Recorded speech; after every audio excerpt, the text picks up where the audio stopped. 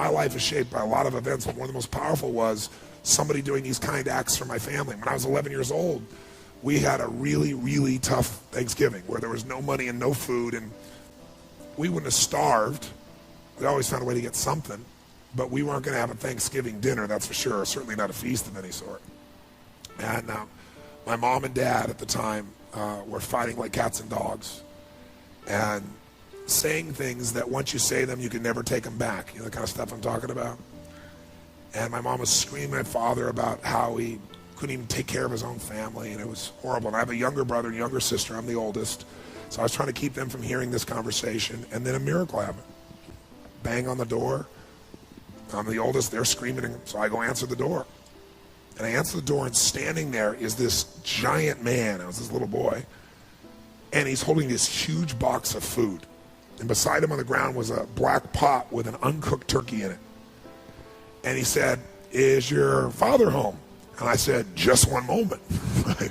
I was like unbelievably euphoric. I thought, this is a gift from God. This is going to change it all. This is going to make my mom and dad happy. It's going to be unbelievable. So I go, and my father is screaming at my mother through a closed door to the bedroom door.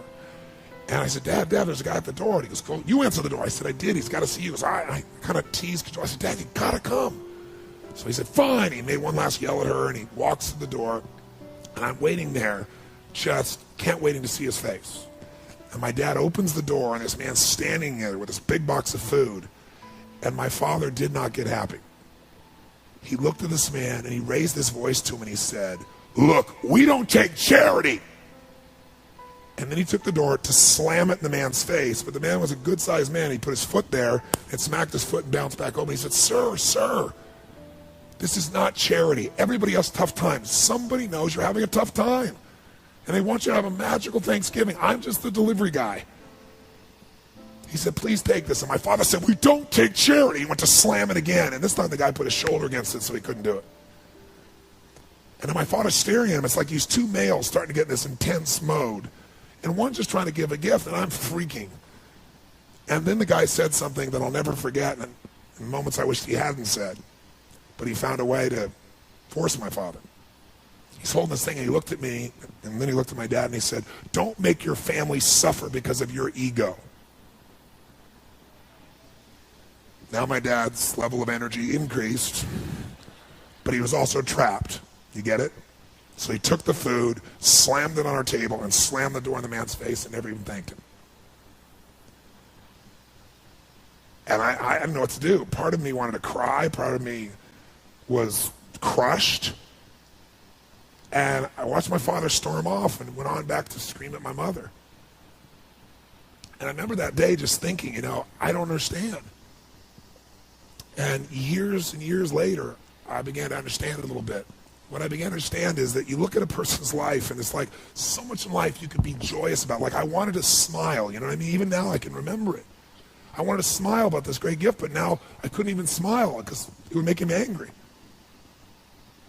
And then I thought, years I figured out, our whole life is shaped by decisions. That's what we've talked about today, right? But there's 3 decisions you're making every moment you're alive. And the way you make these 3 decisions shapes your destiny.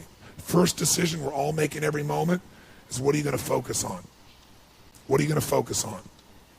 And, I realized that my father's life and my life ended up very different because we made that day 3 decisions very differently. He decided to focus on the fact that he has not fed his family. And the second question you got to decide, every moment you're alive, and including this moment, what are you going to focus on? The second question is, as you're focusing on, what does this mean? What does it mean? And the bottom line on meaning is, if you think about it, you get to make up the meaning, and most people pick the worst one, don't they?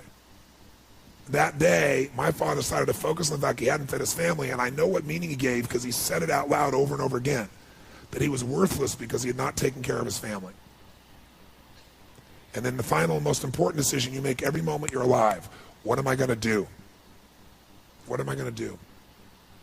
And I'll tell you what he decided to do. He decided to leave our family shortly thereafter, which at the time was the worst experience of my life. It was the most crushing experience I felt. It's been so many years now, I don't have the same feelings. And part of it is 3 years ago he passed away. But at the time, I knew no greater pain. My family knew no greater pain. I couldn't understand why he would leave. I loved him so much. And my life turned out very different than him. I was the only one to go at his funeral. No one else in the family would go. Nobody wanted to be part of it. He died alone of a disease called connective tissue disorder. And I can tell you, right before his death, he got the lesson because he looked at me and he said, son, he said, I was a bastard. I didn't connect with anybody, and look what I'm dying of. It's unbelievable. So that same day, I made 3 different decisions. I decided to focus on the fact there was food. What a concept. I like that. But what changed my life was the meaning I gave it. I decided that day that what this means is that strangers care. And if strangers care about me and my family, I decided what I was going to do is I was going to care about strangers. And that completely changed my life. I promised myself someday I'd do well enough to do this for other families like was done for me. And I didn't wait till I was, wealthy to do it. I did my first one when I was 17. I remembered I was 17, I had my own car, I had some money, and I decided to go on the greatest shopping spree of my life at that point. I decided I was going to go shop for 2 families for Thanksgiving, and I was going to go do for families what was done for me so many years before. It was the most euphoric experience. I took 2 baskets, I went to the manager of the place, and I told him what I was going to do, and I said, I want you to give me a discount, you be my partner, give me 10%, cheap bastard. Right? But it was so cool. I got 2 of everything right because I wanted to get enough food for a family for 2 or 3 days and have an unbelievable feast. Then I called this church in the barrio area, and I said, listen, I want to go take care of some families that are too proud to come to the church and get food, so they might suffer. Can you recommend some families? And they gave me 2 families. So then I wrote a note because I thought, you know what, I'm going to put on old jeans and a t-shirt, and I'm going to deliver this. I'm not going to get the acknowledgement, but I do want to see their faces, right? So all goes the delivery boy, which is easy. I look like one. But I wrote this note, and I don't want him to get upset like my father did. So I wrote this note, and I said, this is a gift from a friend. Please know that you're loved. I want you to have an extraordinary Thanksgiving. You deserve it. Please accept this gift. And then I put under it, I said, if you can, someday do well enough to do this for one other family and pass on the gift. And I put love a friend. And then I realized I was going to an area that was more Latino, and I don't speak Spanish, so I thought, I got a friend to write on the back in Spanish so I could flip it around if there was a challenge. So I got one of my buddy's old vans, because I need a little room, put all the groceries in, and I drove to this house. And it was not what I expected, it was more. I got to this house, and I got 2 bags of groceries, and I banged on the door. Door opened, and this woman about this tall, right, stares up at me like this, right? And I said, hi. And it was very obvious she didn't speak any English, and she let out a scream when she saw the food. And by the way, this woman had 5 children and a husband. What I didn't know is the husband had left her 3 days before with no money, no food, and 5 kids. So I got these bags. So she screamed, and she grabbed me and started pulling my neck and like kissing me, right? And I said, no. I said, I'm the delivery boy. And she didn't understand a word I was saying. So I reached in my pocket and I gave her the note, flipped it over. She read it in Spanish, and then she started to bawl. So then she came and started kissing me again. I said, no, I'm the delivery boy. I'm, trying to show her. And she goes, no, gift from God. I said, I'm trying not to bawl. So I'm like, where do I put this? And I'm doing everything to hold it together, like smiling, but I want to cry. And she just pointed. It wasn't a big house. It's like a room. So I went over and I put the stuff on there. And just as I'm trying to put stuff on there, I hear these screams. And all of a sudden, bam, bam. 2 boys hit me, one leg, then the other. These 2 little guys just tackle me, right? When they saw the food, they went crazy. When I saw the pumpkin pie, it was over. So I said, come out with me. And so they came out, and we kept bringing these groceries in. And I'm telling you, it was like, I don't know how to describe it. It was the most euphoric, fun, passionate, loving. It was like they're my little brothers, And so we brought all the stuff in, and they were laughing, and they were lit up. And then, I'd done it all, and it was time to go, and I didn't want to go, and they didn't want me to go. This one little boy just wouldn't let go of my leg, and he just kept looking up to me and hugging me, and I was like, but I had to go make the other delivery. So I turned to this woman, I said, I've got to go, And she said, okay, whatever her language was. I didn't know what it was, but I knew it meant okay, right? So I went to go leave, and then she grabbed my arm, and she started to have tears in her eyes. And I said, I wanted to say, Happy Thanksgiving, but I didn't know Spanish, so I went, Feliz Navidad. Figured it was close, you know.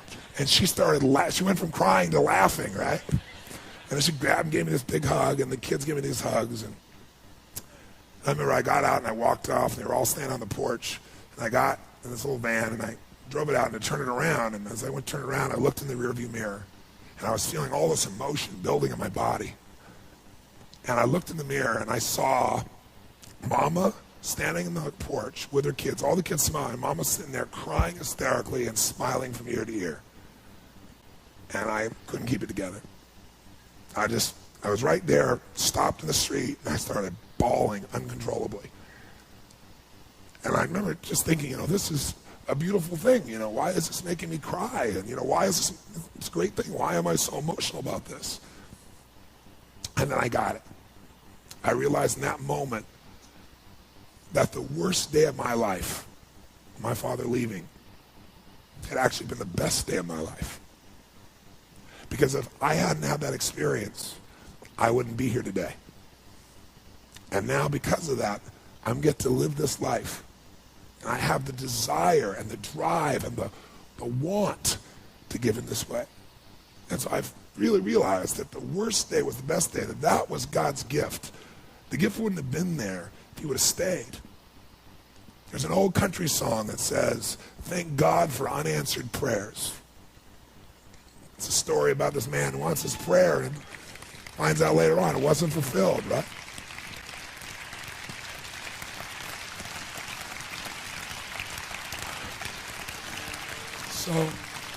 So I tell you the story for a couple reasons. One is, if you want to change your life, figure out how your worst day was your best day. You'll change everything, because it is if you look for it. If you find the deeper meaning, it is. You know, there's something in you that wouldn't be there without it. And the second reason is because I want to recruit your soul. Not for your money or business. I want to recruit you in this action of going and making a difference. I want to recruit you for you, because I know if you go do a few of these things, you'll get hooked and you'll make it a ritual and it'll change your life. You know, whatever things you do in your life, this is what it's really about. And you know, it won't be long before it'll be Thanksgiving here, and we still do this. You know, I start out the first year I fed 2 families, and the next year I fed 4. I'm going to double it. Next year I did 8, which was a lot of work. And I didn't tell anybody what I was doing, because I wasn't doing it for acknowledgement. I was doing it because it was right. But after a while I thought I could use some help. So I got my friends together and said, you know what, instead of just going and having turkey, let's give thanks. Let's go build baskets with food and great stuff. And let's deliver it to people. Then we'll come in and have a big dinner, and we'll talk about what we're grateful for and have our dinner. And so we did it, and it became a ritual, and it grew. And then I built some companies, and all my employees got involved. And then about 14, 15 years ago, I started my foundation.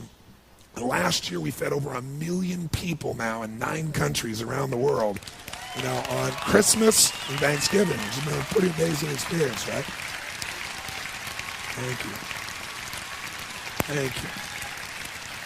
Thank you. Thank you. Thank you. So I thank you for your applause. I wasn't telling you for that reason. I want to recruit you. And you can give your money, but I'd much prefer if you would just go deliver the food. Because I'll tell you what's great. You'll be changed by that. It's easy to give money.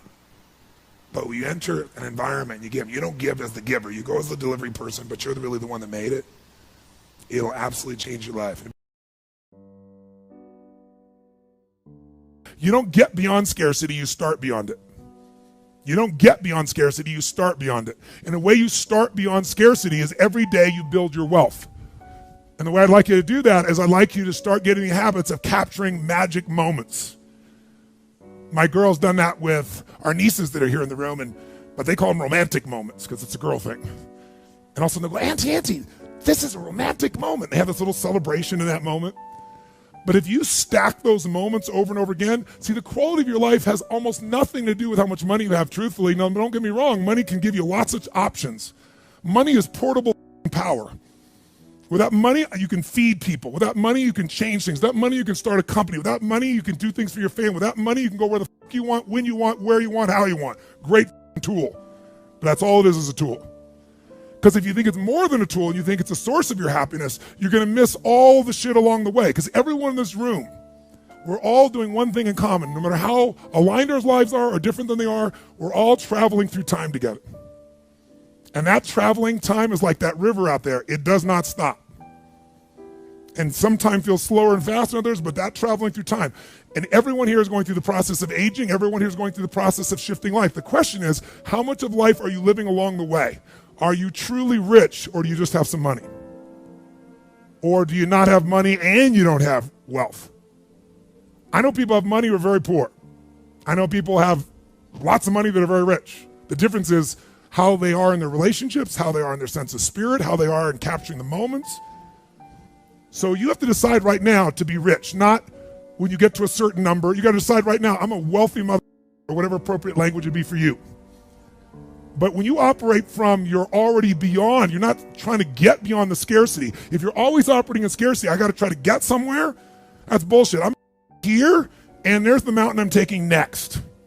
That's very different than I'm going to try to get to that place when I can finally be enough, certain enough, happy enough, free enough, excited enough. And the truth is, when most of the things you get to where they are, it's nothing like you thought it was going to be. Who's achieved some huge goal, you got it, you're excited, and then for how long? Who can think of a goal that you just busted for, you got it, and you really were excited about it? How long did that feeling last for that situation? How long? A minute? Seconds? A month? Who can remember something that you really were excited about, and within 6 months to a year max, you were taking it for granted? Let me see your hands. That's the way the human brain works. That's the way the mind works. The heart doesn't work that way. The heart, when it's there, it doesn't forget. It's one thing that's going to make you wealthy. It's turning your expectation into appreciation. That's the day you become wealthy. The day you trade expectation for appreciation is the day you become wealthy. Because as long as you're expecting things, you're going to be disappointed. You're expecting people to be a certain way. They're not going to be. If the only time you're happy is when they all act and behave a certain way, you're not going to be happy very much. Or if you're happy, it'll be for a short period of time. You expect your spouse to be a certain way. You expect your kids to be a certain way. You expect your coworkers to be a certain way. You expect yourself to be a certain way. How about appreciation? That's the game. Because if you can appreciate the littlest things, you got gifts that nobody else has. So the first place to be wealthy is psychologically, emotionally, and spiritually. And that place has to get regular deposits. And that means, just like some of you meditate, you need a daily discipline of magic moments, and you got to learn to capture the little ones. And that muscle's got to be built. So what's your daily practice? You can call it whatever you want. We'll call it here magic moments. Every day I want you to capture at least 2 to 3 magic moments minimum. It could have been a conversation with a friend. It could have been a moment when an insight happened. It could have been a moment on the mountain. It could have been a little insight or distinction that you got that changed it. But you don't just capture it and write it down. You want to feel it and realize its value. You want to feel it like it's grace, like it's a gift that's been given to you. And what you're doing is appreciating that gift.